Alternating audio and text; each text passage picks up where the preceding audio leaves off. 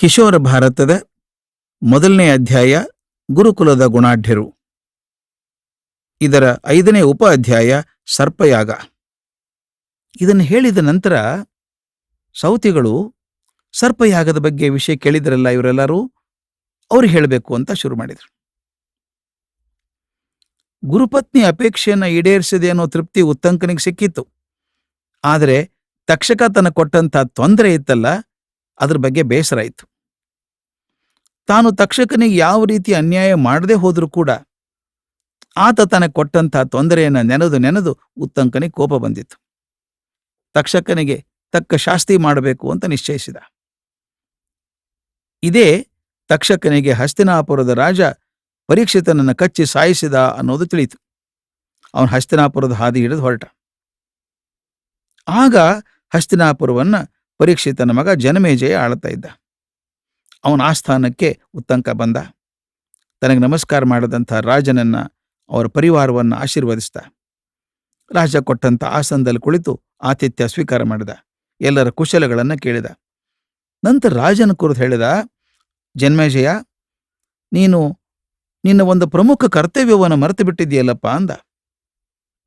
ಜನ್ಮೇಜಯ, ಏನು ಪ್ರಮುಖ ಕರ್ತವ್ಯವೇನೆ? ನಾನು ಅದನ್ನು ಮರೆತಿದ್ದೇನೆ, ಏನದು ಅಂತ ಕೇಳಿದ. ಆಗ ಉತ್ತಂಕ, ಮಹಾರಾಜ, ನಿನ್ನ ತಂದೆ ಪರೀಕ್ಷಿತನ ದುರ್ಮರಣಕ್ಕೆ ಪ್ರತೀಕಾರ ಕೈಕೊಂಡ್ಯಾ ಅಂತ ಕೇಳಿದ. ಜನ್ಮೇಜಯ, ಪ್ರತೀಕಾರನ?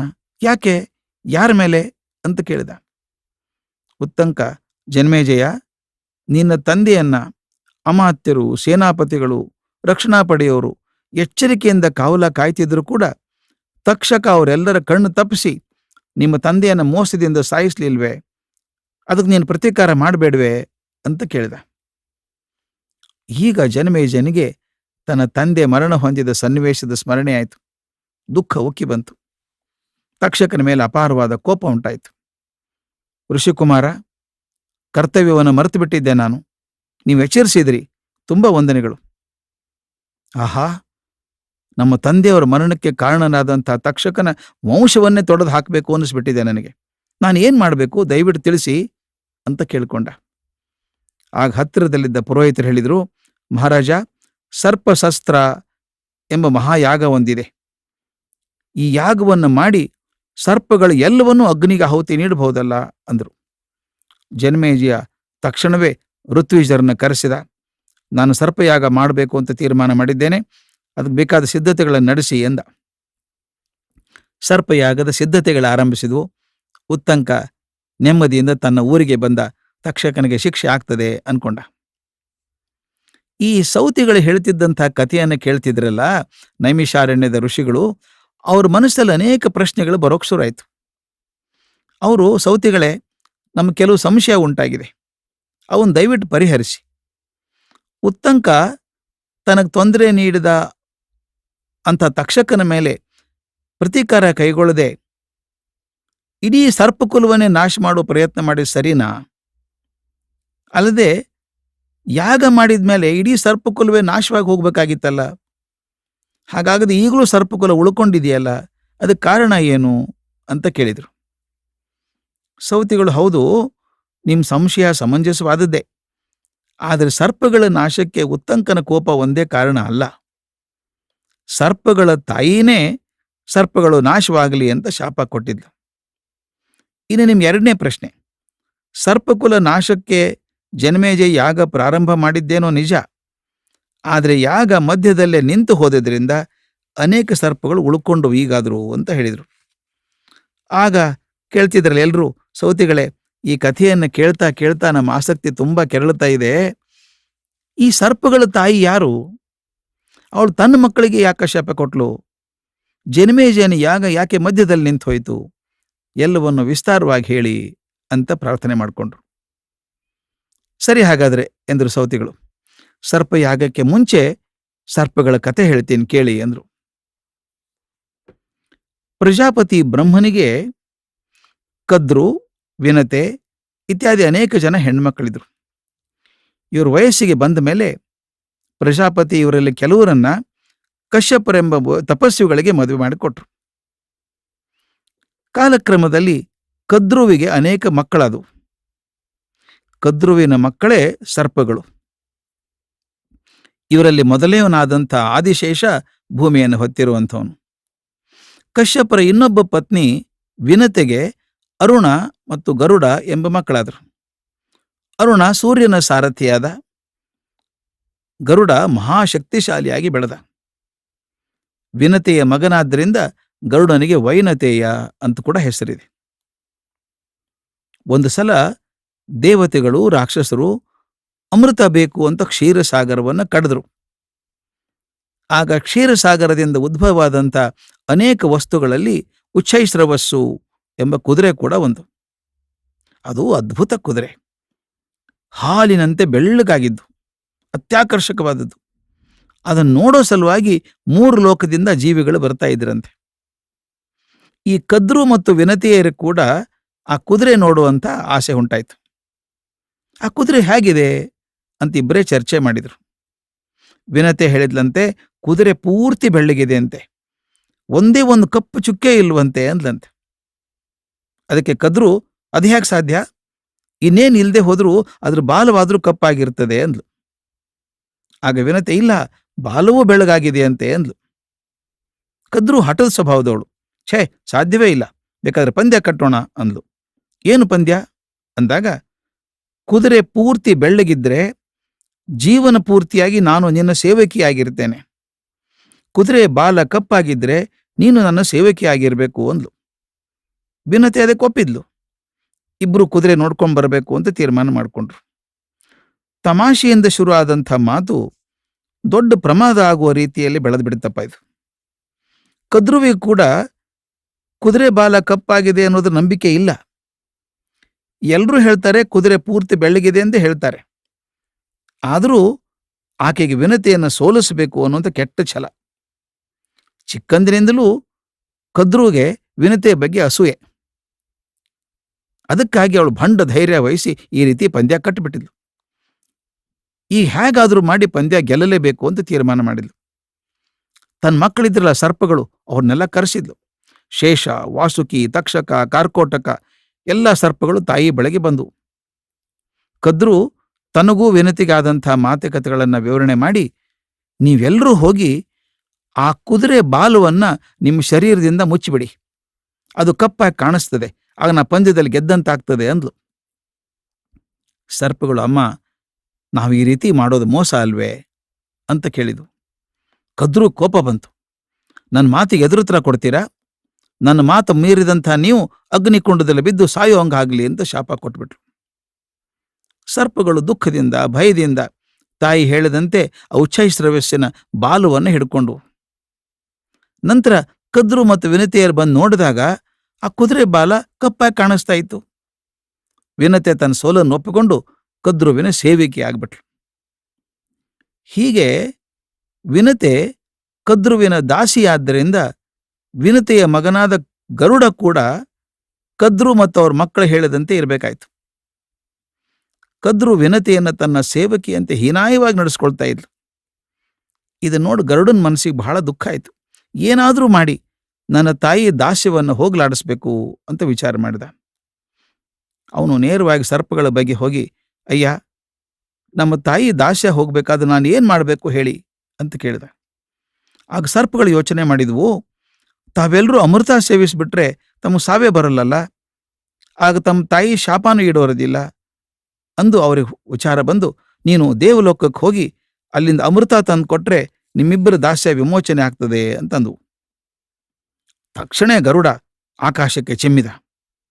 ಏನು ಅಸಾಧ್ಯ ಅವನ ಆಕಾರ! ವಿಶಾಲವಾದ ರೆಕ್ಕೆಗಳನ್ನು ಪಟಪಟ ಬಡಿತ ವಾಯು ವೇಗದಿಂದ ದೇವಲೋಕದ ಕಡೆಗೆ ಹಾರಿದ. ಅವನು ಹಾರಿದ ರಭಸಕ್ಕೆ ದೊಡ್ಡ ದೊಡ್ಡ ಮರಗಳ ಬಿದ್ದು ಹೋದುವಂತೆ, ಪರ್ವತಗಳು ಅಲ್ಲಾಡಿ ಹೋದುವಂತೆ. ಅಂಥ ವೇಗದಿಂದ ಗರುಡ ದೇವಲೋಕಕ್ಕೆ ಬಂದ. ಗರುಡ ಅಮೃತ ತಗೊಂಡು ಹೋಗೋದಕ್ಕೆ ಬರ್ತಿದ್ದಾನೆ ಅಂತ ತಿಳಿದ ಮೇಲೆ ದೇವೇಂದ್ರನ ಸೈನ್ಯ ಗರುಡನ ಮೇಲೆ ದಾಳಿ ಮಾಡ್ತು. ಆದರೆ ಗರುಡ ಒಂದೇ ಕ್ಷಣದೊಳಗೆ ಆ ಸೈನ್ಯದ ದಾಳಿಯನ್ನು ನಿವಾರಿಸಿಕೊಂಡ. ದೇವಲೋಕ ಅಮೃತದ ಕುಂಭವನ್ನು ಎತ್ತುಕೊಂಡು ಬಂದು ಸರ್ಪಗಳ ಮುಂದಿಟ್ಟ. ಅಮೃತ ಕುಂಭವನ್ನು ತರೋ ವೇಳೆಯಲ್ಲಿ ಆ ಗರುಡನ ಹಾರಾಟದ ವಾಯು ವೇಗವನ್ನು ನೋಡಿದ ಮಹಾವಿಷ್ಣು ಅವನಿಗೆ ಬಹಳ ಆನಂದ ಆಯಿತು. ಆತ ಗರುಡನನ್ನು ಕುರಿತು, ಅಯ್ಯ, ನೀನು ಇನ್ನು ಮೇಲೆ ನನ್ನ ವಾಹನವಾಗಿರು ಅಂತ ಕೇಳ್ಕೊಂಡ. ಗರುಡ ಸಂತೋಷವಾಗಿ ಒಪ್ಕೊಂಡ. ಹೀಗೆ ಗರುಡ ವಿಷ್ಣು ವಾಹನನಾದ. ಸರ್ಪಗಳ ಅಪೇಕ್ಷೆಯಂತೆ ಅಮೃತ ಕುಂಭವನ್ನು ತಂದು ಕೊಟ್ಟನಲ್ಲ ಗರುಡ. ಆಗ ತನ್ನ ತಾಯಿಯ ವಿನತೆಯ ದಾಸ್ಯವನ್ನು ಹೋಗಲಾಡಿಸಿದ. ಆದರೆ ಸರ್ಪಗಳು ದುರಾದೃಷ್ಟ. ಗರುಡ ಅವ್ರಿಗೆ ಅಮೃತದ ಗಡಿಗೆಯನ್ನು ತಂದು ಕೊಟ್ಟರು, ಅಮೃತ ಮಾತ್ರ ದಕ್ಕಲಿಲ್ಲ. ಯಾಕಂದ್ರೆ ಈ ಮಡಿಕೆನಿಟ್ಟು ಸ್ವಲ್ಪ ಹೊತ್ತಿಗೆ ಇಂದ್ರ ಬಂದು ಅದನ್ನು ಅಪಹರಿಸ್ಕೊಂಡು ಹೋಗ್ಬಿಟ್ಟ. ಹೀಗಾಗಿ ಸರ್ಪಗಳ ಮೇಲೆ ಕದ್ರುವಿನ ಶಾಪ ಹಾಗೆ ಉಳ್ಕೊಂತು. ಅದರ ವಿನತೆಯ ದಾಸ್ಯ ಹೋಯಿತು. ಏನ್ ಮಾಡೋದು ಅಂತ ಸರ್ಪಗಳೆಲ್ಲ ಚಿಂತೆ ಮಾಡಿದ್ವು. ಅಲ್ಲಿ ಒಂದು ಸರ್ಪ, ಅದರ ಹೆಸರು ಏಲಾಪತ್ರ ಅಂತ. ಅದು ವಿಚಾರ ಮಾಡಿ ಹೇಳ್ತಂತೆ, ನಾವು ಈಗಲೇ ಒಂದು ಒಳ್ಳೆ ಸೂಕ್ತವಾದ ಸಂಬಂಧವನ್ನು ಹುಡುಕಿ ನಮ್ಮ ತಂಗಿ ಜರತ್ಕಾರು ಇದ್ದಾಳಲ್ಲ, ಆಕೆ ಮದುವೆ ಮಾಡಿಬಿಡೋಣ. ಅವಳು ಹೊಟ್ಟೆಯಲ್ಲಿ ಹುಟ್ಟುವ ಮಗ ಸರ್ಪಕುಲಕ್ಕೆ ಸೇರೋದಿಲ್ಲ. ಅವನ ವಂಶನೇ ಬೇರೆ ಆಗ್ತದೆ. ಹೀಗಾಗಿ ಅವನಿಗೆ ನಮ್ಮ ತಾಯಿ ಶಾಪದ ಭೀತಿ ಇರೋದಿಲ್ಲ. ಅವನು ಯಾವುದಾದ್ರೂ ರೀತಿಯಿಂದ ತಮಗೊದಿರುವಂತಹ ದುರವಸ್ಥೆಯನ್ನು ತಪ್ಪಿಸ್ಲಿಕ್ಕೆ ಪ್ರಯತ್ನ ಮಾಡಬಹುದು ಅಂದ. ಸರ್ಪಗಳು ತಮ್ಮ ತಂಗಿ ಜರತ್ಕಾರುವನ್ನ ಭೃಗುವಂಶದ ಒಬ್ಬ ಮಹರ್ಷಿಗೆ ಕೊಟ್ಟು ಮದುವೆ ಮಾಡಿದ್ರು. ವಿಶೇಷ ಮತ್ತು ವಿಚಿತ್ರ ಏನು ಅಂದ್ರೆ, ಆ ಮಹರ್ಷಿ ಹೆಸರು ಕೂಡ ಜರತ್ಕಾರು ಅಂತ. ಕಾಲಕ್ರಮದಲ್ಲಿ ಈ ಜರತ್ಕಾರು ದಂಪತಿಗಳಿಗೆ ಒಬ್ಬ ಮಗ ಹುಟ್ಟಿದ. ಅವನ ಹೆಸರು ಆಸ್ತಿಕ ಅಂತ. ಆಸ್ತಿಕ ಸಕಲ ವಿದ್ಯಾ ಪಾರಂಗತನಾಗಿ ಬೆಳೆದ. ಉಗ್ರಶ್ರವ ಸೌತಿಗಳು ಈ ಕಥೆಯನ್ನಿಷ್ಟು ಹೇಳಿ ಮತ್ತೆ ಜನಮೇಜಯ ರಾಯಜನ ಸರ್ಪಯಾಗದ ಬಗ್ಗೆ ಹೇಳೋಕೆ ಶುರು ಮಾಡಿದ್ರು. ಈಗ ನಿಮಗೆ ಸ್ಪಷ್ಟ ಆಯ್ತಲ್ಲ, ಕದ್ರುವಿನ ಶಾಪನೇ ಸರ್ಪಯಾಗಕ್ಕೆ ಮೂಲ ಕಾರಣ. ಉತ್ತಂಕಾಮ ಜನಮೇಜಯರು ಬರೀ ನಿಮಿತ್ತ ಮಾತ್ರರಷ್ಟೇನೆ ಅಂತ ಹೇಳಿದ. ಜನಮೇಜಯ ತಾನು ತೀರ್ಮಾನ ಮಾಡಿದ ಹಾಗೆ ಸರ್ಪಯಾಗವನ್ನು ಪ್ರಾರಂಭ ಮಾಡಿದ. ಯಾಗದಲ್ಲಿ 4 ಜನ ಪ್ರಮುಖ ಪುರೋಹಿತರಿರ್ತಾರೆ. ಅವರು ಹೋತ್ರ, ಅಧ್ವರ್ಯು, ಉದ್ಗಾತ್ರ ಮತ್ತು ಬ್ರಹ್ಮ ಅಂತ. ಇವ್ರನ್ನ ಋತ್ವಿಕ್ಗಳು ಅಂತ ಕರೀತಾರೆ. ಈ ಋತ್ವಿಕಗಳು ಯಾರು? ಮೊದಲನೇದವನು ಋಗ್ವೇದದ ಮಂತ್ರಗಳನ್ನು ಪಠಣ ಮಾಡಿ ಯಾಗದ ಹವಿಸ್ಸವನ್ನು ತೆಗೆದು ಹೋಗುವಂತೆ ದೇವತೆಗಳಿಗೆ ಆಹ್ವಾನ ಮಾಡ್ತಾನಲ್ಲ, ಇವನು ಹೋತ್ರ ಅಂತ. ಮುಂದೆ ಪ್ರಾರ್ಥನಾ ನಿಯಮಗಳ ಸಂಗ್ರಹವಾದಂಥ ಯಜುರ್ವೇದದಲ್ಲಿ ಪರಿಣಿತನಾಗಿ ಪ್ರಾರ್ಥನೆಗಳನ್ನು ಕರೆಯುವಾಗ ಸ್ವಾಹ ಅಂತ ಹೇಳ್ತಾ ಅಗ್ನಿಕುಂಡದಲ್ಲಿ ತುಪ್ಪ ಹಾಕುವವನು ಅಧ್ವರ್ಯು. ಉಚ್ಚ ಸ್ವರದಲ್ಲಿ ದೇವತೆಗಳನ್ನು ಕುರಿತು ಸಾಮವೇದದ ಮಂತ್ರಗಳನ್ನು ಇಂಪಾಗಿ ಹಾಡುವವನು ಉದ್ಗಾತೃ. ಅಥರ್ವ ವೇದದಲ್ಲಿ ಪಂಡಿತನಾಗಿದ್ದು ಯಜ್ಞ ಯಾಗಾದಿಗಳ ಅಧ್ಯಕ್ಷ ಸ್ಥಾನವನ್ನು ಅಲಂಕರಿಸುವವನು ಬ್ರಹ್ಮ. ಇವು 4 ಜವಾಬ್ದಾರಿಗಳು. ಜನಮೇಜಯ ಮಾಡಿದಂಥ ಸರ್ಪಯಾಗದಲ್ಲಿ ಯಾರ್ಯಾರಿದ್ರು ನೋಡಿ. ಚವನ ಮಹರ್ಷಿಯ ವಂಶಸ್ಥನಾದ ಚಂಡ ಭಾರ್ಗವನು ಹೋತ್ರವಾಗಿದ್ದ. ವಿದ್ವಾಂಸನಾದ ಕೌತ್ಸ ಉದ್ಗಾತ್ರವಾಗಿದ್ದ. ಶಾಂಗರವ ಪಿಂಗಲರು ಅಧ್ವರ್ಯವಾಗಿದ್ರು. ಜೈಮಿನಿ ಬ್ರಹ್ಮನಾಗಿದ್ದ. ಈ ಸರ್ಪಯಾಗದಲ್ಲಿ ಋತ್ವಿಜರು ಒಂದೊಂದೇ ಸರ್ಪದ ಹೆಸರು ಹೇಳಿ ಅದನ್ನು ಅಗ್ನಿ ಬಳಿಗೆ ಆಕರ್ಷಣೆ ಮಾಡಿ ಸ್ವಾಹ ಅಂತಿದ್ರು. ಕೂಡಲೇ ಆ ಸರ್ಪ ಇತ್ತಲ್ಲ, ಪ್ರಜ್ವಲಿಸಿ ಉರಿತಿರುವಂಥ ಯಾಗಕುಂಡದಲ್ಲಿ ಬಂದು ಬೀಳ್ತಾ ಇತ್ತು. ಅಗ್ನಿ ಬಳಿಗೆ ಬರುವಾಗ ಸರ್ಪಗಳು ತಪ್ಪಿಸೋಳಕ್ ಪ್ರಯತ್ನ ಮಾಡ್ತಾ ಇದ್ವು. ಪಾಪ ಪರಸ್ಪರ ದೈನ್ಯದಿಂದ ನೋಡ್ತಾ ನಿಟ್ಟುಸಿರು ಬಿಡ್ತಾ ಇದ್ವು. ಬೆದರಿಕೆಯಿಂದ ಬುಸುಗುಡುತ್ತಿದ್ವು.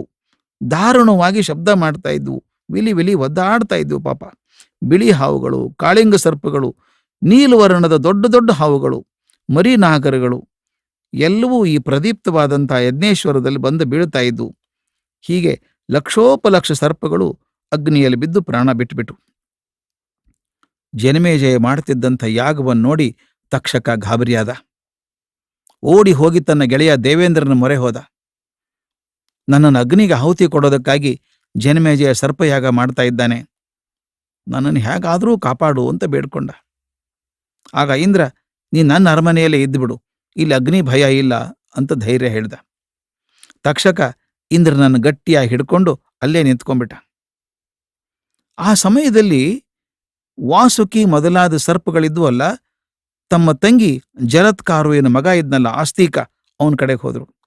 ಆಸ್ತಿಕ, ನಮ್ಮ ತಾಯಿ ಕದ್ರು ನಮಗೆ ನೀಡಿದ ಶಾಪದಿಂದಾಗಿ ನಾವೆಲ್ಲರೂ ಯಜ್ಞಕುಂಡದಲ್ಲಿ ಬಿದ್ದು ಪ್ರಾಣ ಕಳ್ಕೊಳ್ಳೋ ಸ್ಥಿತಿ ಬಂದಿದ್ದೀವಪ್ಪ. ನಿನಗೊಬ್ಬನಿಗೆ ಮಾತ್ರ ನಮ್ಮನ್ನು ದುರ್ವಸ್ಥೆಯಿಂದ ಪಾರು ಮಾಡೋಕೆ ಸಾಧ್ಯ ಇದೆ, ದಯವಿಟ್ಟು ನಮಗೆ ಸಹಾಯ ಮಾಡು ಅಂತ ಕೇಳ್ಕೊಂಡ್ರು. ಆಸ್ತಿಕ, ಮಾವಂದ್ರ, ನಾನು ಖಂಡಿತ ನಿಮ್ಮನ್ನು ಉಳಿಸೋದಕ್ಕೆ ಏನು ಮಾಡಬೇಕು ಅಂತ ಹೇಳಿ ಪ್ರಯತ್ನ ಮಾಡ್ತೇನೆ ಅಂದ. ವಾಸುಕಿ, ಮಗು, ಜನ್ಮೇಜಯ ಸರ್ಪಯಾಗ ಮಾಡ್ತಾ ಇದ್ದಾನೆ, ನೀವು ಅವನ ಬಳಿಗೆ ಹೋಗಿ ಯಜ್ಞವನ್ನು ನಿಲ್ಲಿಸೋ ಹಾಗೆ ಮಾಡು ಅಂದ. ಆಸ್ತಿಕ ಕೂಡಲೇ ಯಜ್ಞಶಾಲೆ ಕಡೆಗೆ ಹೆಜ್ಜೆ ಹಾಕಿದ. ಈ ಕಡೆಗೆ ಸರ್ಪಯಾಗದಲ್ಲಿ ಅನೇಕ ಸರ್ಪಗಳು ಯಜ್ಞೇಶ್ವರನಿಗೆ ಆಹುತಿಯಾದರೂ ತಕ್ಷಕ ಮಾತ್ರ ಕಾಣಿಸ್ಕೊಂಡಿರಲಿಲ್ಲ. ಜನ್ಮೇಜಯ ಹೇಳಿದ ಹೋತೃವಿಗೆ, ಸ್ವಾಮಿ, ನನ್ನ ಪರಮ ವೈರಿಯಾದ ತಕ್ಷಕನೇ ಇನ್ನೂ ಬಂದಿಲ್ವಲ್ಲ, ಅವನನ್ನು ಬೇಗ ಬರಮಾಡಿಕೊಂಡು ಅಗ್ನಿಗೆ ಹಾಕ್ಬಿಡಿ ಎಂದ. ಹೋತೃ ತಕ್ಷಕನನ್ನು ಆಕರ್ಷಣೆ ಮಾಡುವಂಥ ಮಂತ್ರವನ್ನು ಪಠಣೆ ಮಾಡಿದ. ಆದರೂ ತಕ್ಷಕ ಬರಲಿಲ್ಲ. ಆಗ ಋತ್ವಿಜರಿಗೆ ಗೊತ್ತಾಯಿತು, ಈ ತಕ್ಷಕ ಇಂದ್ರನ ಆಶ್ರಯ ಪಡೆದಿದ್ದಾನೆ ಅಂತ. ಅವರು ಇಂದ್ರನು ತಕ್ಷಕನಿಗೆ ಆಶ್ರಯ ಕೊಟ್ಟಿದ್ದಾನೆ, ಆದ್ದರಿಂದ ಇಂದ್ರನ ಸಹಿತ ತಕ್ಷಕನು ಬರಲಿ ಅಂತ ಮಂತ್ರ ಹೇಳಿಬಿಟ್ರು. ಆಗ ಇಂದ್ರನಿಗೆ ಭಯ ಆಗ್ಬಿಡ್ತು. ತನ್ನ ಗಟ್ಟಿಯಾಗಿ ಹಿಡ್ಕೊಂಡಿದ್ನಲ್ಲ ತಕ್ಷಕ, ಅವನ್ ಕೆಳಗೆ ತಳ್ಳಿಬಿಟ್ಟ. ಗಾಬರಿ ಆದಂಥ ತಕ್ಷಕ ಮಂತ್ರದಿಂದ ಆಕರ್ಷಿತನಾಗಿ ಅಗ್ನಿ ಕಡೆಗೆ ಬೀಳೋಕ್ ಶುರು ಮಾಡಿದ. ಇದೇ ಸಮಯಕ್ಕೆ ಸರಿಯಾಗಿ ಆಸ್ತಿಕ ಯಜ್ಞಶಾಲೆ ಬಳಿಗೆ ಬಂದ. ಉಚ್ಚ ಧ್ವನಿಯಲ್ಲಿ ಯಜ್ಞವನ್ನು ಕುರಿತು ಸ್ತೋತ್ರ ಮಾಡೋಕ್ ಶುರು ಮಾಡಿದ. ಜನಮೇಜಯ, ಋತ್ವಿಕರು, ಅಗ್ನಿ ಎಲ್ಲರನ್ನೂ ಪ್ರಶಂಸೆ ಮಾಡೋಕ್ ಶುರು ಮಾಡಿದ. ಆ ಬಾಲಕನ ಗಾಂಭೀರ್ಯ, ಅವನ ಮುಖದಲ್ಲಿರುವಂಥ ಸೌಂದರ್ಯ, ಕಂಠ ಮಾಧುರ್ಯಗಳನ್ನು ಕಂಡು ಜನಮೇಜನಿಗೆ ಬಹಳ ಖುಷಿಯಾಯಿತು. ಬ್ರಾಹ್ಮಣ ಕುಮಾರ, ನಿಮ್ಮ ಆಗಮನದಿಂದ ಯಾಗಶಾಲೆ ಕಳೆ ಬಂತು, ನಿಮಗೆ ಯಾವ ವರ ಬೇಕೋ ಅದನ್ನು ಕೇಳ್ಕೊಳ್ಳಿ ಎಂದ. ಆಸ್ತಿಕ, ಈ ಕ್ಷಣದಿಂದಲೇ ಯಾಗವನ್ನು ನಿಲ್ಲಿಸು ಮಹಾರಾಜ ಅಂತ ಪ್ರಾರ್ಥನೆ ಮಾಡಿದ. ಜನಮೇಜಯ ದಿಂಗ್ಮೂಢನಾಗಿ ಹೋದ. ಆಸ್ತಿಕ ಭೂಮಿಯನ್ನೋ ಹಣವನ್ನೋ ದಾನವಾಗಿ ಕೇಳ್ತಾನೆ ಅಂತ ನಿರೀಕ್ಷೆ ಮಾಡಿದ್ದ. ಆದ್ರೆ ಈ ಹುಡುಗ ಯಜ್ಞವನ್ನೇ ನಿಲ್ಲಿಸಬೇಕು ಅಂತ ಕೇಳ್ತಾನೆ, ಅದು ಈ ಕ್ಷಣದಿಂದಲೇ ಅಂತ. ತನ್ನ ಪರಮ ವೈರಿ ತಕ್ಷುಕ ಅಗ್ನಿಕುಂಡದೊಳಗೆ ಬೀಳುವ ಮುನ್ನನೇ ನಿಲ್ಲಿಸ್ಬೇಕಾ?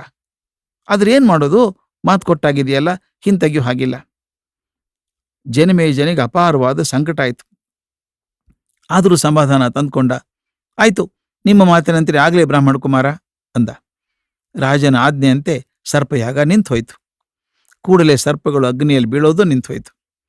ಇನ್ನೇನು ಯಜ್ಞೇಶ್ವರನಿಗೆ ಆಹುತಿ ಆಗ್ತಾನೆ ಅನ್ಕೊಳ್ಳುವಷ್ಟರಲ್ಲಿ ತಕ್ಷಕನು ತಪ್ಪಿಸಿಕೊಂಡು ಜೀವ ಉಳಿಸ್ಕೊಂಡ. ಸೌತಿಗಳು ಹೇಳಿದಂಥ ಈ ಸರ್ಪಯಾಗದ ಕಥೆಯನ್ನು ಕೇಳಿ ಆಶ್ರಮವಾಸಿಗಳ ಮೈ ರೋಮಾಂಚನ ಆಯಿತು.